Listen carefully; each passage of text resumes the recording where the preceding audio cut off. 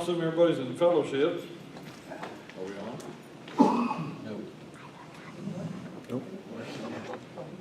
It will be short.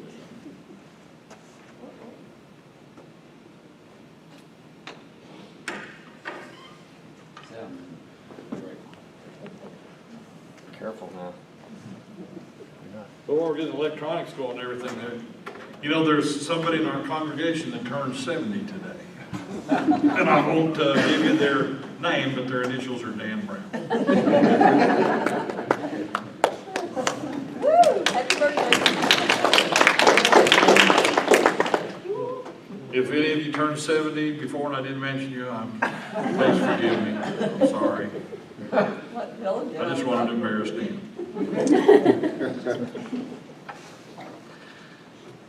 Well, as you know, we're studying the Book of Haggai, and we left off at point 23 on page 25 of your notes.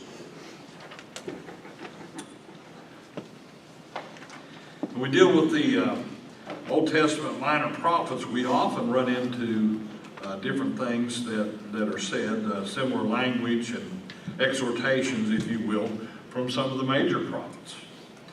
Jeremiah's writings, point 23, show that he had some sympathy for the people of Israel and Judah. And he included himself with them in his exhortations to evaluate their behavior and try to line up with God's plans. And we see this in Lamentations. Lamentations is a book right after the book of Jeremiah in your Bibles. Lamentations. If we turn to chapter 3, Lamentations chapter 3, and verses 35 through 40.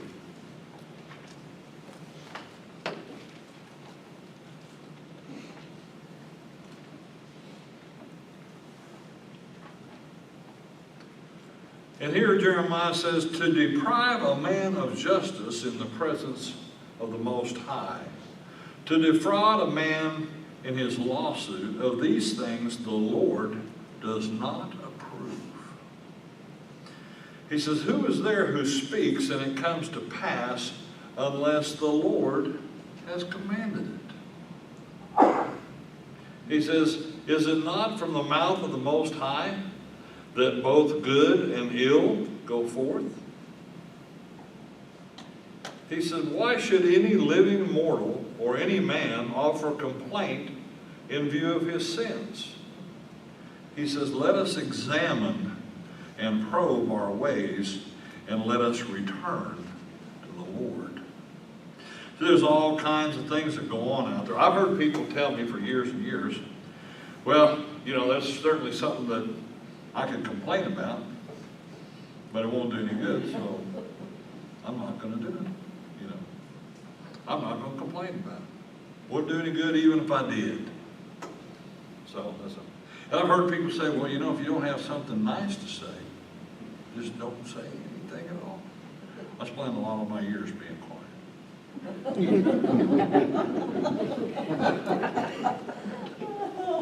I decided to tell stories and jokes.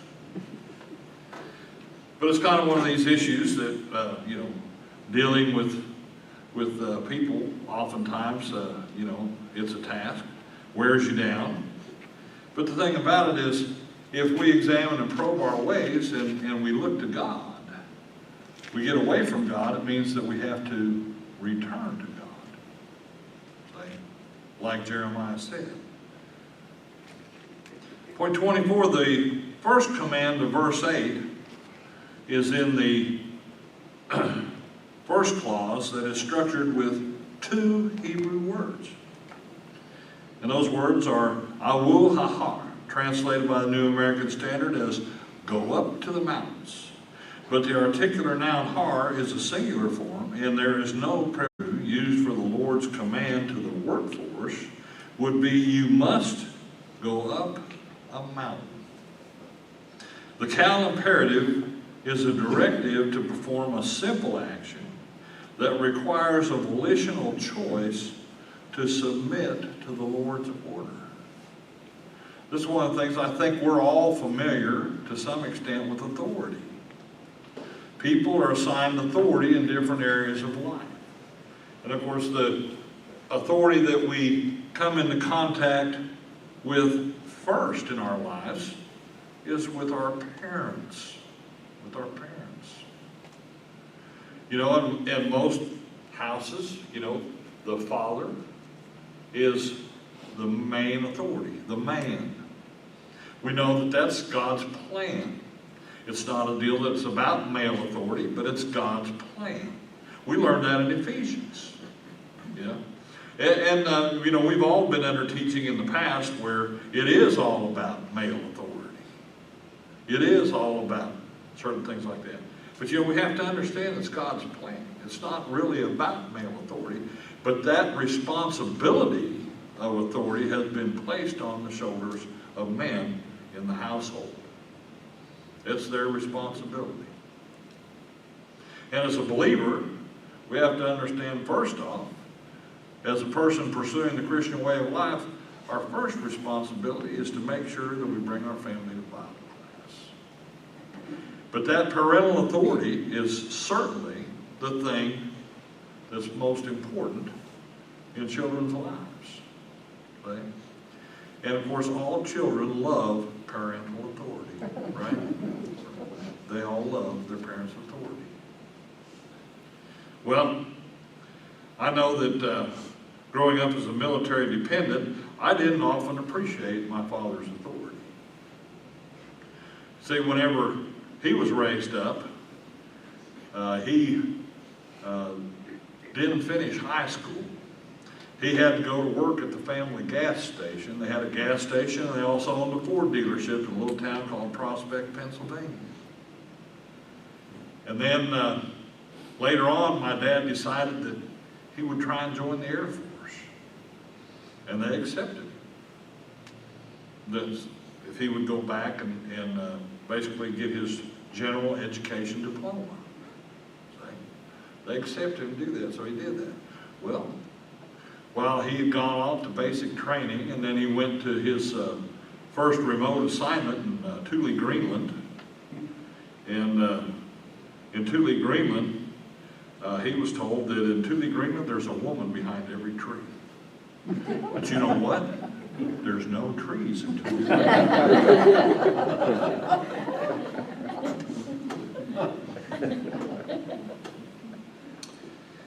But what my dad learned in the Air Force is something that he didn't learn from his father. When he was off at his first assignment in Greenland, his father got in a horrible car wreck and died from his injuries. My dad had to go back home, but that's how he met my mother. He had to go back home from his first assignment, and he met my mom, and they got married. That was in 1952, as I recall it. But what he learned in the Air Force, he was the Air Force career man and an enlisted man in the Air Force, but he learned all about authority. He learned things about authority he'd never heard of. And he grasped hold of that authority, grabbed a hold of it, and he used it in every area of his life, and even brought it home to us. You see, and when Dad said something, you did it, or there were going to be consequences. It's just the way it was. And there was times when I was a teenager, those terrible teen years, when sometimes I backtalked my dad. And there was times that he got to where he said something, he'd say, and don't give me any lip. And I knew not to give him any lip. Don't say nothing, just do it. I learned that the hard way. But my dad did teach me about working on cars. He and my great uncle both. I learned that the hard way too. Changing oil on a car. First time I ever changed oil on a car. I probably told you this story before. My dad asked for a 9/16 wrench. And he had all these mixed wrenches, not a standard set like most mechanics had, a bunch of mixed wrenches in an old metal ammo box. And we would put out a towel and dump them out on the towel and try and organize. Well, before I could get them organized, he wanted a 9/16 wrench. And I reached down and I picked up a 1/2-inch wrench and I reached under, he was laying under the car, and I reached in there, and he grabbed a hold of it. And I was looking, and I looked back this way, and I seen a 9/16 wrench, and about that time, the 1/2-inch wrench hit me in the head. And I knew something wasn't quite right.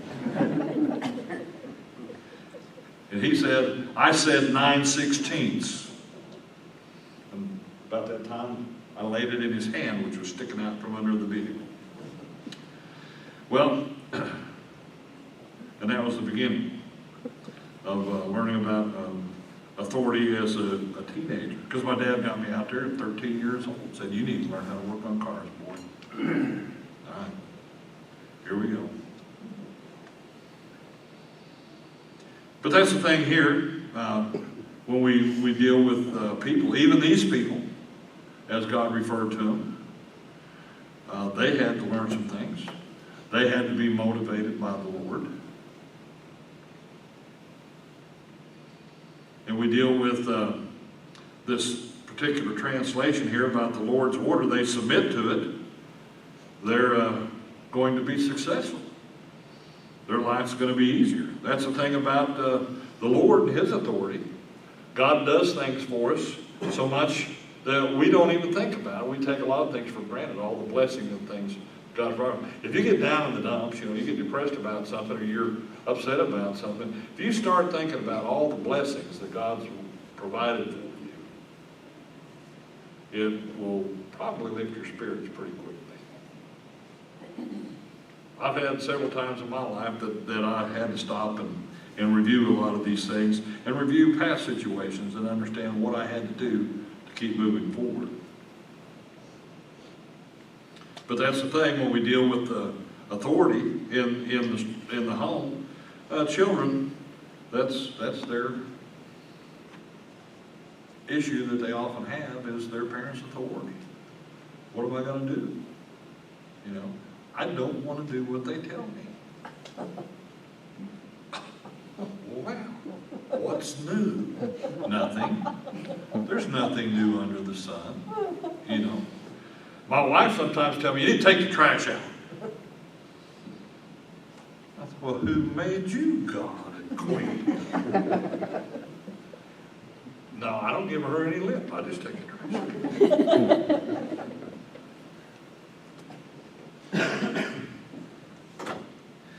Now, we have a system at the house that, we take care of things, and it's fairly orderly. If I get out of line, well, that's acceptable to me, not to her. But that's the thing, as a child growing up, you got to learn your place. You have to understand what's going on. Your parents are trying to teach you how to live your life. How to live your life. If you got Christian parents that take you to church, you should be happy. You should be happy, and you should understand that God has got you where you're at right now for a reason. God has you where you're at right now for a reason. And I know all you other people who aren't dealing with parents right now are going, could you go on to the next point? But that's the thing. It's always about authority. There's always going to be some kind of authority. You say, well, that's easy for you to say. You're sitting up there, you're teaching this Bible class. Well, hey, I still have to submit to the law. I still have to submit to God. I have to do all kinds of things.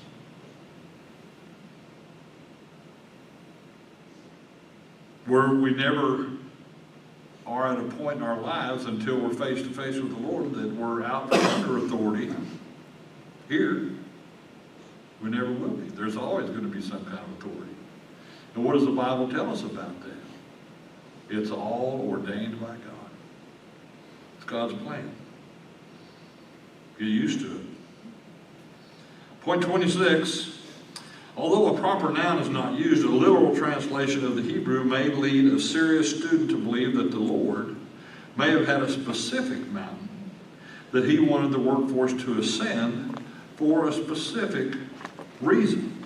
Let's look at Numbers 27:12.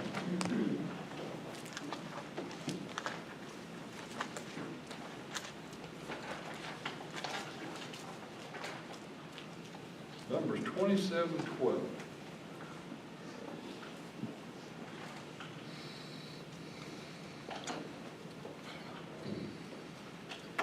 This is back in the time when God's speaking directly to Moses. So then the Lord said to Moses, "Go up to this mountain of Abarim and see the land which I have given to the sons of Israel." So this is a command for him to move himself to a higher elevation so he can look out over the land and see all the land that God has given to the people of Israel. Go up to this mountain. And of course there's some of the same Hebrew language used in this particular verse right here. You must go up. Go up to this mountain. Now, this is one of the things that we do. In the context here, we can go through here and get a fairly good determination on which mountain it is. Well, in our context, can't do that. But one thing we do know is they're in Jerusalem. So that narrows it down to about 6 or 7 different mountains. And then, well, why would God ask them to go up to a mountain to get wood? I said, well, there's trees there. Well, that's a pretty good guess, huh? Well, point 26, or 27, Haggai used the cow plural form of the common Hebrew verb that expressed an upward action or motion, ala, to ascend, climb, or go up from a low place to a higher place. That word Allah is used 1,200 times in the Old Testament Hebrew text. Let's look at Genesis 35:1.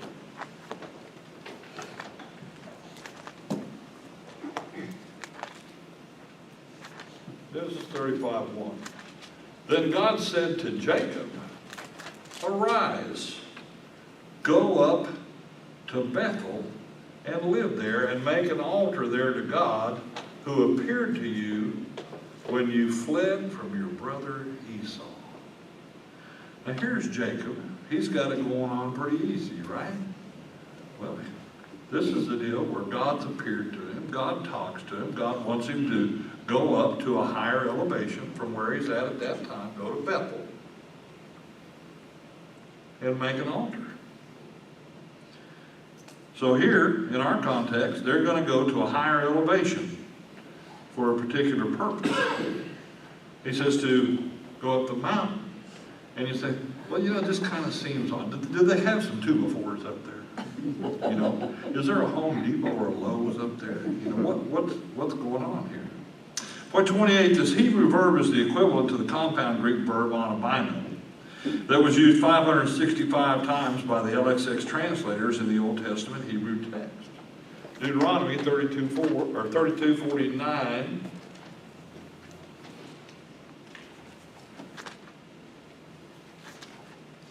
Deuteronomy 32:49.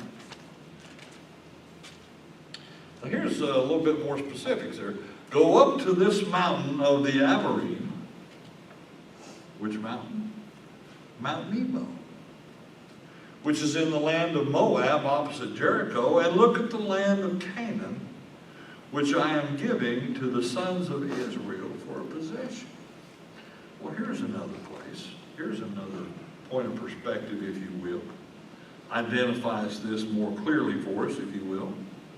Let's look at John chapter 7.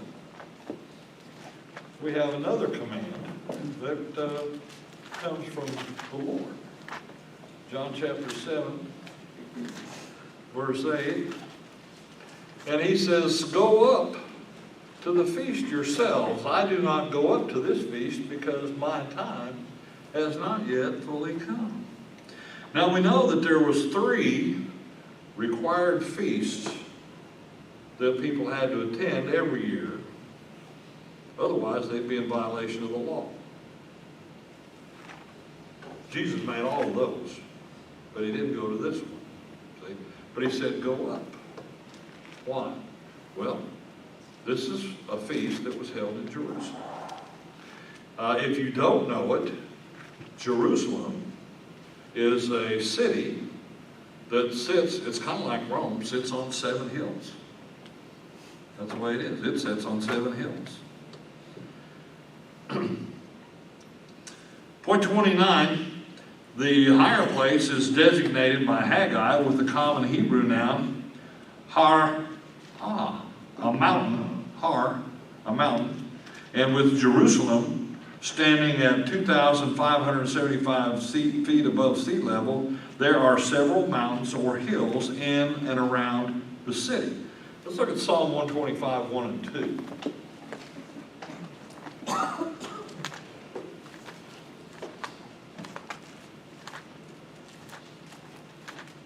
Psalm 125, 1 and 2, a song of ascents.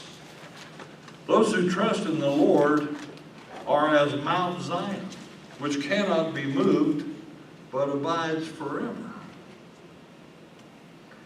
As the mountains surround Jerusalem, so the Lord surrounds his people from this time forth and forever.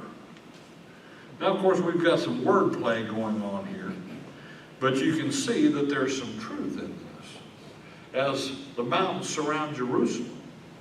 Now, you can go onto all kinds of maps and pictures and things on the internet these days. Bill Gates wasn't alive back in this time. So, this is one of the things we have to deal with, geographically speaking, what's going on at this point. Well, when we talk about these hills or mountains, now I've been in Colorado and California and lived near the mountains. You go to Pikes Peak and Colorado Springs, around Colorado Springs, not far from there, that's 14,110 feet above sea level. That's a mountain. That's what I call a mountain. When I think about the elevation of Jerusalem, I say that's a hill. But sometimes the Bible refers to mountains as hills also. Or hills as mountains. Hey, we have the Mount of Olives. We look at Ezekiel 11:23.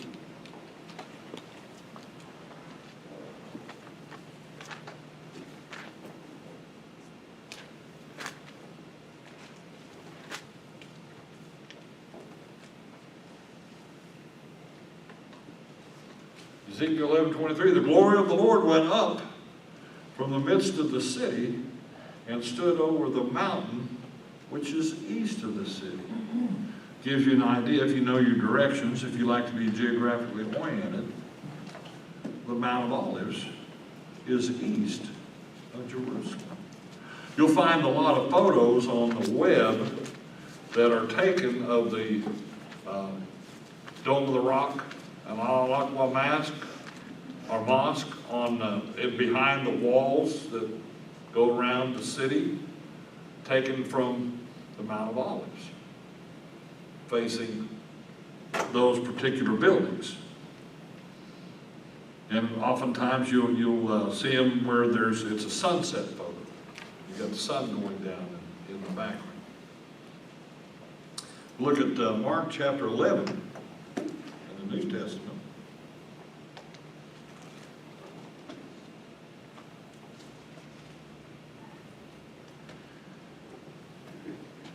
Now here, the narrative reads, as they approached Jerusalem at Bethphage and Bethany, near the Mount of Olives, he sent 2 of his disciples and said to them, go into the village opposite you, and immediately as you enter it, you will find a colt tied there, on which no one has ever sat.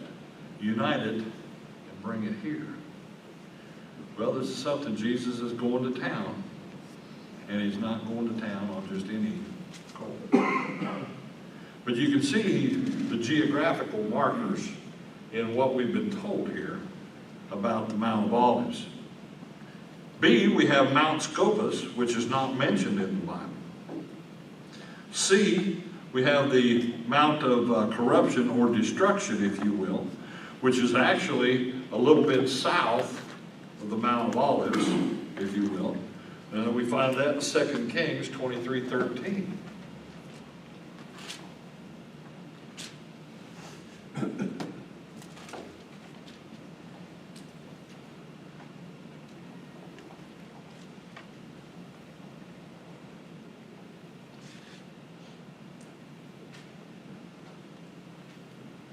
Now this is a restoration project of one of the kings, but he said the high places which were before Jerusalem, which were on the right of the Mount of Destruction, which Solomon, the king of Israel, had built for Ashtoreth and the abomination of the Sidonians, and for Chemosh, the abomination of Moab, and for Milcom, the abomination of the sons of Ammon, the king defiled.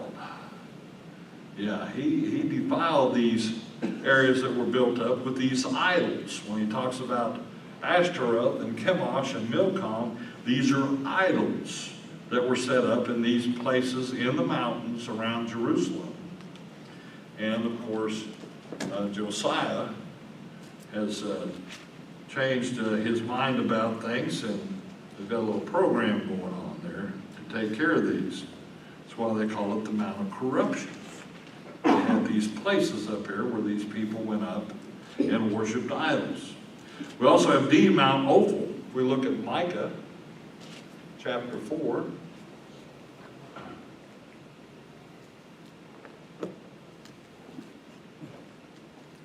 Micah chapter 4 and verse 8.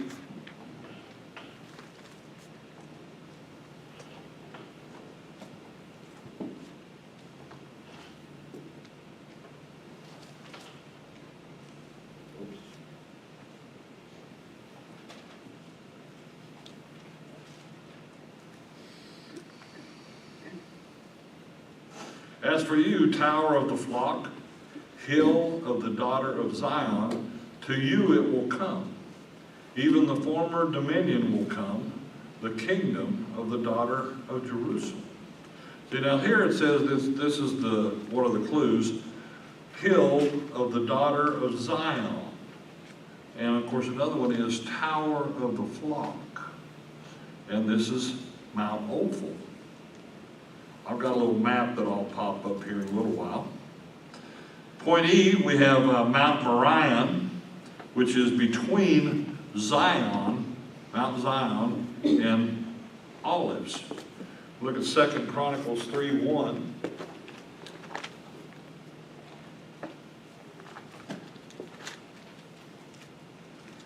Anybody saying, is there a point to his madness? Well, yes, there. Then Solomon began to build the house of the Lord in Jerusalem. You hear this? This is where Solomon built the house of the Lord. Solomon began to build the house of the Lord in Jerusalem on Mount Moriah, where the Lord had appeared to his father David at the place that David had prepared on the threshing floor of Ornan the Jebusite.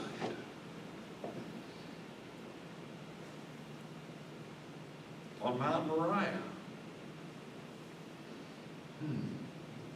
You know, there's some of these clues like this. I think if the Jews took these into account, they would know exactly where to build a third temple. Exactly. Point F, Mount Zion. You know, there's an old Mount Zion and a new Mount Zion.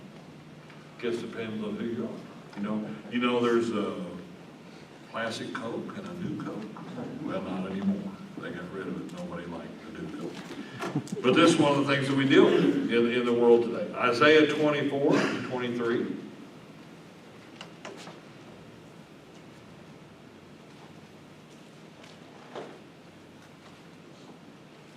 Isaiah chapter 24 and 23.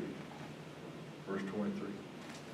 It says, then the moon will be abashed and the sun ashamed, for the Lord of hosts will reign on Mount Zion and in Jerusalem, and his glory will be before his elders. We look at Revelation chapter 14.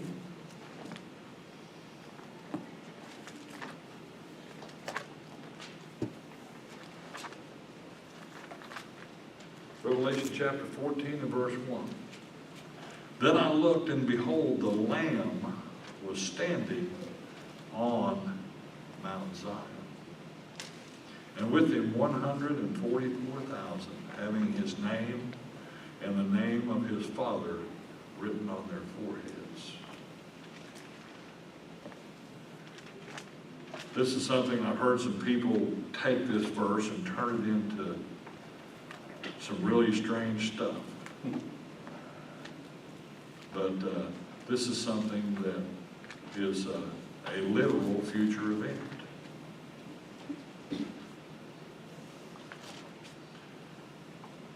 Point G, of course, we have the Temple Mount. The Temple Mount. Mark 13.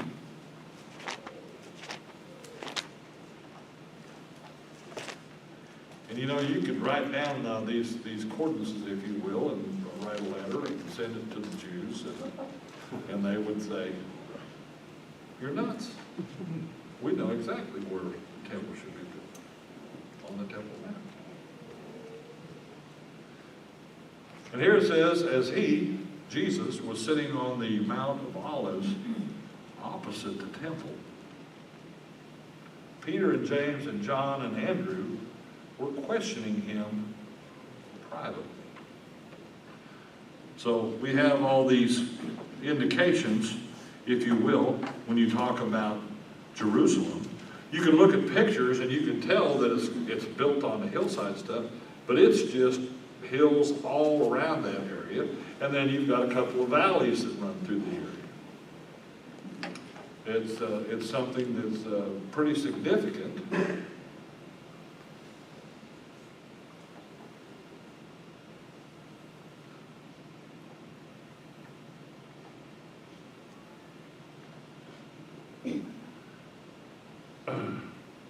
I don't know how well you can see this all the way in the back, but dealing with these hills, well, here's Mount Scopus, Mount of Olives, Mount of Corruption. Here's the Gihon Springs right here. Now notice this says this Old Testament Jerusalem, and it's 7 hills. Okay, we have the new Mount Zion here, and this is the old Mount Zion. Okay.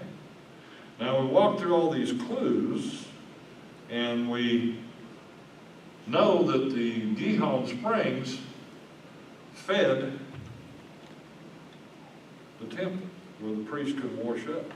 Okay, looks like they'd have to really work their way in from the valley a long ways up to get up here to the temple. Will they do that with donkeys and barrels, or what? You know, how'd that happen? Well, so the way I understood it, it was a supernatural thing that took place. But when we look at this map here, there may be some things about it that may not be accurate. But the thing about it is that there is mountains. There's mountains all around. There's some that go back even further. But these are the main ones here, if you will.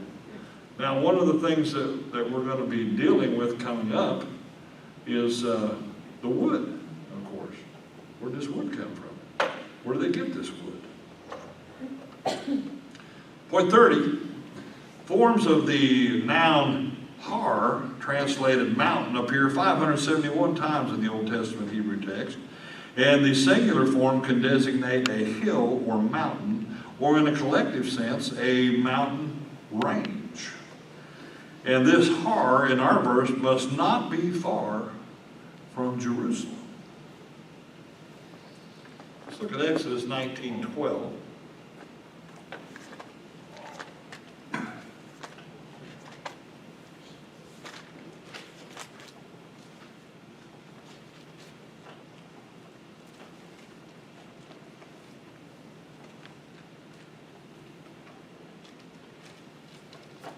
Exodus 19:12.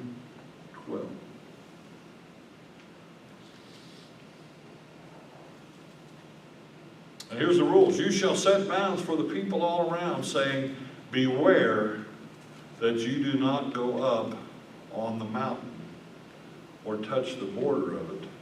Whoever touches the mountain shall surely be put to death. This is the mountain Moses went up on when he received the 10 Commandments. We'll look at Numbers 17:12.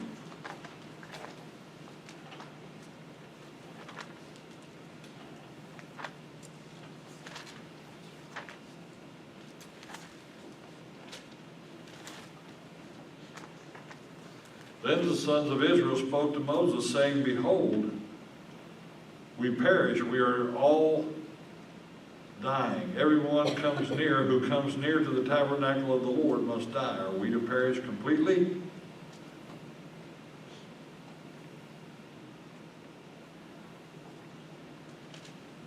But the thing about it, the tabernacle was down on the flatlands. It wasn't set up in the mountainous area. But when people went near the mountain to touch it, or to the tabernacle, well, the glory of the Lord, they were killed. Point 31, the prophets Isaiah and Micah both used some of the same words when they spoke of a future time when positive volition will flock to the mountain of the Lord to learn divine viewpoint from Him. We look at Isaiah chapter 2.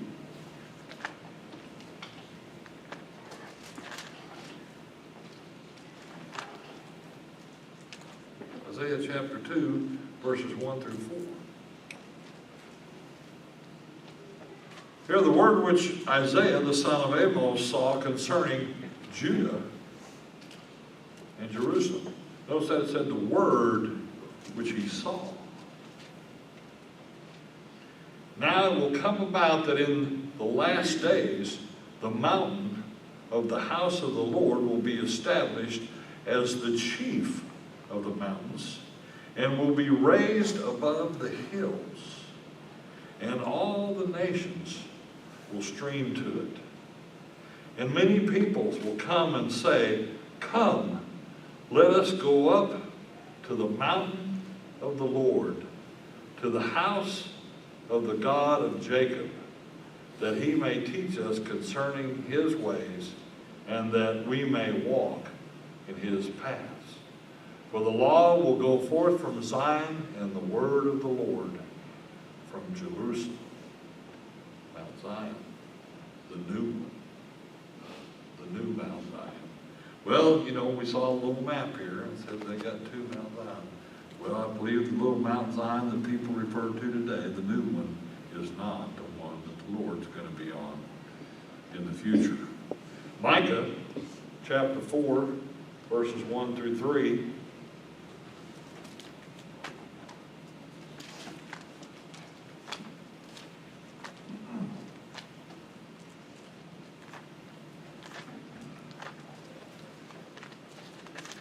He says the same thing.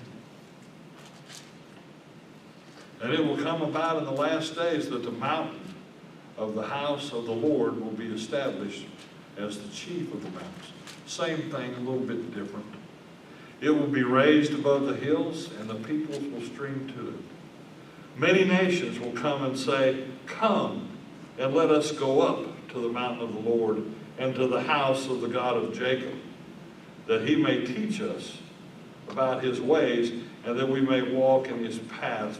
From Zion will go forth the law, even the word of the Lord from Jerusalem. And he will judge between many peoples and render decisions for mighty, distant nations. Then they will hammer their swords into plowshares and their spears into pruning hooks. Nation will not lift up sword against nation, and never again will they train for war. Never again will they train for war. I'm looking forward to that day. Point 32, the second command in verse 8 is a three-word Hebrew clause connected with an untranslated conjunction, and that is wahabathem etz, translated bring wood by the New American Standard. Most of you done any carpentry work, you know what that's talking about. Point 33, a literal English translation of the while conjunction in the plural hiphil verb would be, and you must cause bringing wood. You must cause yourselves to bring wood. What all does that entail?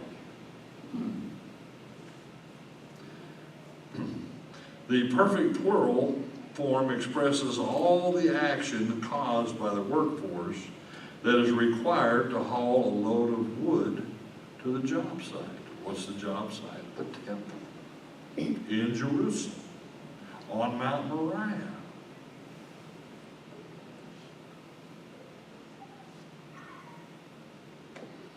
Point 34, the common Hebrew singular noun etz is used of parts of a tree, or in a collective sense as trees and wood used for the construction of a building. Beams and timbers, with and without reference to the kind or type of wood. We'll look to 1 Kings chapter 5.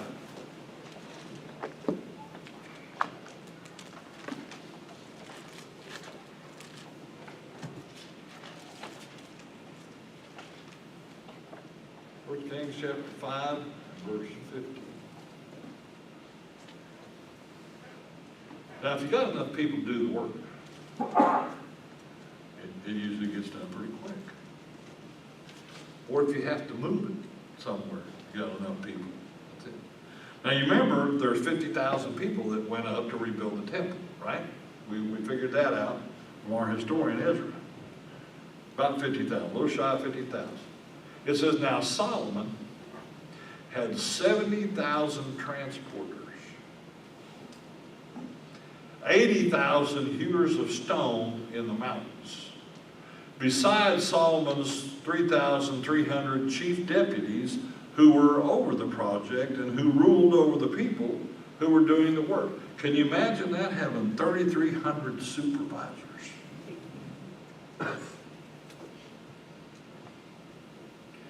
He says, then the king commanded, and they quarried great stones, costly stones, to lay the foundation of the house with cut stones. It says, so Solomon's builders and Hiram's the king of Tyre, Hiram's builders and the Gebalites cut them, the stones, and prepared the timbers and the stones to build the house. Well, what house are they talking about? 1 Kings 6:1. Now it came about in the 418th year after the sons of Israel came out of the land of Egypt, in the 4th year of Solomon's reign over Israel, in the month of Zeb, which is the 2nd month, that he began to build the house of the Lord. I think he had plenty of people. Had plenty of supervisors. We know Solomon was very wealthy and God gave him everything because he didn't ask for it. Doesn't that kind of sound contrary? We know today the Bible tells us you have not because you ask not. But God gave Solomon all the things he didn't ask for. But there was a reason for that. What was that reason? Because he asked God to give him the wisdom to rule over his people. That's what he asked for. The wisdom to rule over his people. God said, because you did that, I'm going to give you everything else. Everything else. Point 35, our historian Ezra told us that the workforce assembled in Jerusalem, and after they built an altar and began the offerings, they supplied food, drink, oil, and money to the workers so they could purchase and transport cedar from Lebanon to Joppa. Ezra chapter 3, verses 6 and 7. Now that's what Solomon did. back in the day, cedar and cypress, brought in by Hiram's people, Hiram the king of Tyre. But Ezra chapter 3, verses 6 and 7. Now Ezra, of course, Ezra comes along after Haggai and Zechariah. But here he says, I'm going to get the right chapter. Chapter 3, verses 6 and 7. From the first day of the 7th month, they began to offer burnt offerings to the Lord. But the foundation of the temple of the Lord had not been laid. Then they gave money to the masons and carpenters, and food, drink, and oil to the Sidonians and to the Tyrians, people from Tyre, to bring cedar wood from Lebanon to the sea at Joppa, according to the permission they had from Cyrus, king of Persia. Okay. Now, previous to this, Ezra lists all the people that came up. Well, they got up there, they built an altar, they offered offerings, then they gave these guys money, and they're gonna bring cedar from Lebanon to the sea at Joppa. Okay, so they're bringing it to Israel. They've got to go to Lebanon to get this. Okay, well, looking at this map right here, Lebanon's up here. Here's Tyre right here, and of course, here's Jerusalem down here. See? Here's Joppa right there. So they're going to sail wood down on the water, if you will, to Joppa. Joppa is the city of Jaffa, Jaffa, we know it today, right next door to Tel Aviv in Israel. Old city. Old chief port city of Israel in that time. Well, the only real issue they have when we're dealing with this situation right here, talking about bringing that lumber in, when they brought it in, okay, here's Joppa over here on the coast, Mediterranean Sea, right here is Jerusalem. What is this right here? This is the Judean Mountains. Judean Mountains, and here's Jerusalem. Go up. Evidently, they brought the lumber in and stored it just above Jerusalem in the mountains. So they got to go up and get it.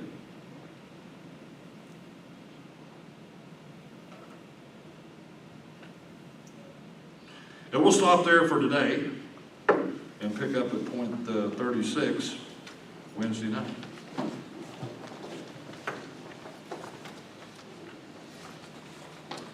Heavenly Father, we thank you for your word. We thank you for the details of the scriptures. And we thank you for working in the lives of the people in Haggai's day and working in our lives again today. We pray you continue to bless